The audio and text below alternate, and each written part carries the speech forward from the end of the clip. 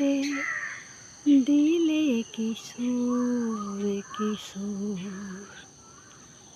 ঘুম ভেঙে দেখি নতুন পৃথিবী, জেগে ওঠে নতুন দিশা।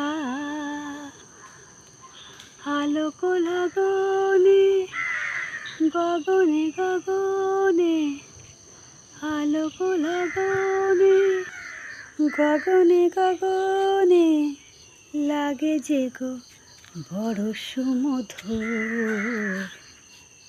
ভোরের আকাশে দিলে কিশোর কিশোর। সকল বন্ধুকে আমার তরফ থেকে শুভ সকাল। সবাই ভালো থাকবেন, সুস্থ থাকবেন, নিজের প্রতি খেয়াল রাখবেন। চলুন সবাইকে tata, bye bye. Good morning everyone. সবাই কেমন আছেন? আশা করি ভালো আছেন, আমিও ভালো আছি। তো আমাদের এখানে প্রচণ্ড বৃষ্টি হয়েছে আগামী কাল রাতে, বিকালবেলা থেকে প্রচণ্ড বৃষ্টি হয়েছে, যার কারণে গাছপালাগুলোর অবস্থা দেখুন কী অবস্থা হয়ে গেছে। তো ফুলগুলো একদম নষ্ট হয়ে গেল প্রায়, কারণ এত বৃষ্টি সহ্য করতে পারে। দেখুন ফুলের ভেতরের অংশগুলো সব কালো হয়ে গেছে, সব নষ্ট হয়ে গেছে, প্রায় সব নষ্ট। এই ফুলগুলো তো সব ফুটে গেছে, সব এগুলো নষ্ট হয়ে যাবে দু একদিনের মধ্যে। আর এখানে একটা নতুন করে কুঁড়ি এসছে। গুলমোহর গাছটা ভাবছি একটা দড়ি দিয়ে এর মাঝখান থেকে মানে বের করে বেঁধে দেবো। আর এবছরে গাঁদা ফুল একদম ভালো হলো না, একদম ভালো হয়নি, কেন বুঝতে পারছি না। গাঁদা ফুল এত ছোটো ছোটো হয় না কোনো দিন, মানে এগুলো এরকম বড় বড় হয়, কিন্তু এবছরে জানি না মানে কিছু খাবার দাবার পাচ্ছে না, সেই জন্য এরকম হয়েছে। আর এদিকের গাঁদা গাছটা দেখতেই পাচ্ছেন, এদিকের ফুলগুলো দেখুন, এগুলো কত ছোট ছোট হয়েছে, মানে এগুলো এরকম বড় হয়। হলুদ দু রকম কালার আমি বসাই প্রতি বছর, এবছর একদম ভালো হলো না। গাছগুলো কীরকম হেলে গেছে দেখতে পাচ্ছেন বৃষ্টির কারণে, এই গাছটা একদম হেলে পড়ে গেছে ভেঙে। আর এই গাঁদা গাছগুলো দেখুন একদম অবস্থা খারাপ, এগুলো নেমে গেছে নিচের দিকে। আর পাট গাছের পাতা নতুন করে আসতে অনেক সময় লাগবে। তো পাট গাছের এতে একটা কি দেখছিলাম, তখন একটা কি দেখলাম, হ্যাঁ এখানটা এটা কি হচ্ছে প্রজাপতির মতো।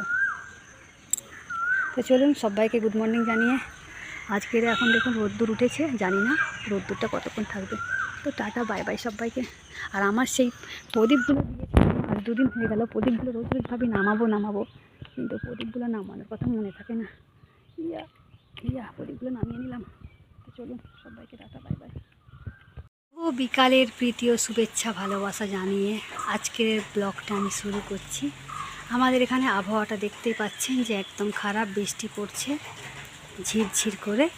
তো ভাবলাম সবুজ আজকে খাবারটা করে নিই, মানে রাতের ডিনারে কি বানাচ্ছি সেটাই দেখাবো। চলুন, এদিকে আমি খানিকটা জিরে ভেজে নিচ্ছি অল্প করে।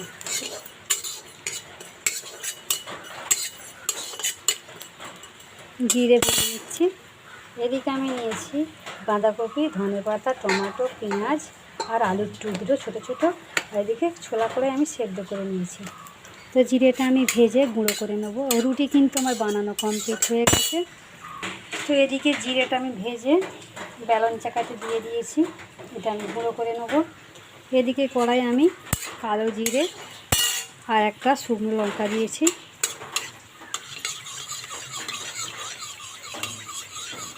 তো এবার আমি এর মধ্যে সবজিটা দিয়ে দেবো।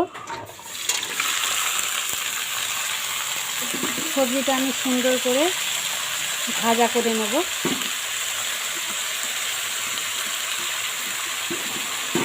তো এখন তো বেঙ্গলে শীতের বাঁধাকপি পাওয়া যাচ্ছে। শীতের বাঁধাকপি চচ্চড়ি করলে তো জল দিতে লাগে না, অটোমেটিক জল বেরিয়ে যায় ওটা থেকে। তো এটা তো আমাদের কেরালার বাঁধাকপি, এতে জল দিতে লাগবে। আর শীতের যদি বাঁধাকপি পেতাম, শীতের যদি পালং শাক পেতাম, তাহলে তো জমে যেত। বাঁধাকপি দিয়ে, আলু দিয়ে, মূলো দিয়ে, পালং শাক দিয়ে চচ্চড়ি করলে তো দারুণ লাগে খেতে, জিরের গুঁড়ো দিয়ে। আর তো আমি তো দক্ষিণ ভারতে থাকি, যার কারণে তো শীতের কোনো কিছুই পাওয়া যায় না। অনেক চেষ্টা করি খোঁজার, কিন্তু পাই না। তো চলুন ততক্ষণ এটা ভাজা হোক, আমি ততক্ষণ জিরেটা পিষে নিই। তো বাঁধাকপিটা তো ভাজা হয়ে গেছে, দেখতেই পাচ্ছেন যে কতটা কমে গেছে, নিচে দেখুন জ্বলে জ্বলে যাচ্ছে। তো ওই জন্যে আমি আঁচটা কমিয়ে দিয়েছি। এবার আমি কি করব, এই যে লঙ্কার গুঁড়ো, হলুদের গুঁড়ো, নুন, চিনি সব নিয়ে নিয়েছি একসাথে। ওটা দিয়ে দিলাম। এটা সুন্দর করে নাড়াচাড়া করে দেবো।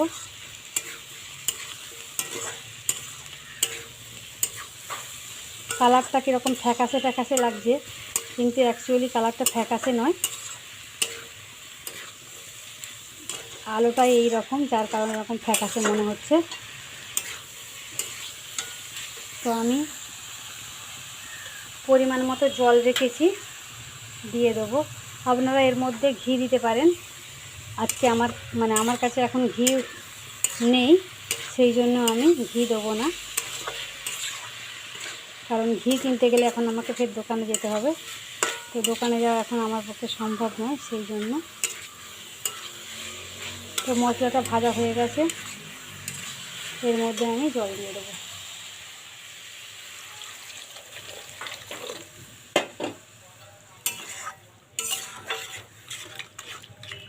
তো এটা চচ্চড়ি করব না, এটা একটু ঘন্ট ঘন্ট করব, সেই জন্য। আর যে জিরেটা আমি ভেজে রেখেছিলাম সেটা গুঁড়ো করে নিয়েছি। এটা আমি বেশি দেবো না, এতটুকু দেবো, কারণ বাঁধাকপিটা বেশি না, অল্প, সেই জন্য। তো ততক্ষণ এটা ফুটুক, পরে দেখাচ্ছি লাস্ট। তো গাইস, বাঁধাকপির ঘন্ট রেডি, দেখতেই পাচ্ছেন। সব ঘেঁটে ঘেঁটে দিয়েছি, আর এবার আমি নামিয়ে নেব। আর আমি একটু টেস্ট করে দেখলাম যে সব কিছু ঠিকঠাক আছে কিনা। দেখলাম সব ঠিকই আছে। তো একটু ঘি হলে ভালো হয়, ঘি দিলে একটু টেস্টটা বদলে যায়। তো আমি ভাবছি ঘি না দিয়ে আমি একটা এলাচের টুকরো থেঁতো করে এর মধ্যে ছড়িয়ে দেবো। তো চলুন ততক্ষণ এলাচের টুকরোটা আমি থেঁতো করে নিই। তো এই দেখুন, আমি গুঁড়ো করে নিয়েছি একদম, এটা আমি ছড়িয়ে দিলাম। তো রেডি আমার বাঁধাকপির ঘন্ট। আমি আঁচটা কমিয়ে দিচ্ছি, কমিয়ে একদম নিভিয়েই দিলাম, কারণ একদম রসটা মরে যাচ্ছে। কারণ আমি বলেছিলাম যে একটু রস রস রাখবো, সেই জন্য। তো চলুন একটা পাত্রে আমি নামিয়ে নিই। তো রাতের ডিনার আমার রেডি হয়ে গেল এখন থেকেই। দেখুন, এদিকে রুটি রেডি, রুটি এদিকে রেডি, এদিকে বাঁধাকপির ঘন্ট রেডি, তারপর কলা আছে, তো জমে যাবে রাতটা। তো চলুন, সবাইকে টাটা বাই বাই, সবাই ভালো থাকবেন, সুস্থ থাকবেন, এই কামনা করি। আবার পরবর্তী একটা ব্লগ নিয়ে চলে আসবো, ততক্ষণ দেখতে থাকুন, সঙ্গে থাকুন, টাটা বাই বাই।